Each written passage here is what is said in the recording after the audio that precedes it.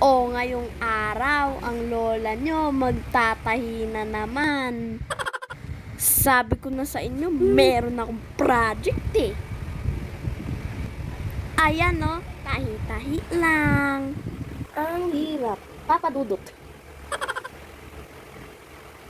Bumulbul na nga pala itong ginawa ko. Ayan no, di maayos. Mabuti na lang at si mama ay ginawan niya ako ng merienda.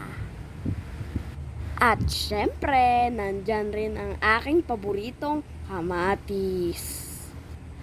Ayan o, luto na rin palang pati. Tapos, pinapare na rin ang bread. Ayan, meron na rin siyang ketchup at mayo. Tapos, sinantay na lang ako.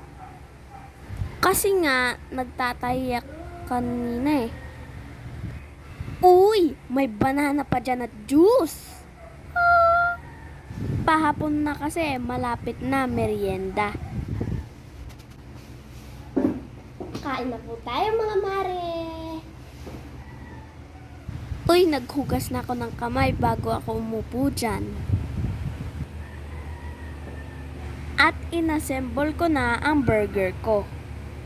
Buti na lang nga talaga meron tomato. Favorite ko talaga yan eh. Ayan na, baligtad pa pala.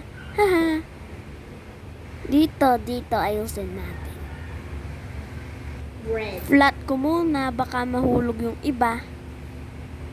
Ayan, mukhang masarap na ito ha. Tapos, nilagyan ko pa ulit ng tomato. Ayan na, kainan na. At yun na nga, nakalimutan ko na. Ang tinatahi ko ay mahirap-hirap rin pala. Pero, madali lang kumain. Siyempre yung banana. Kakainin na rin yan para masaya. O yan, second burger na. Hindi talaga ako nagkamali sa luto ni mama. Talagang napaparami ang kain ko. Palagi naman ako magana eh. Hehehe.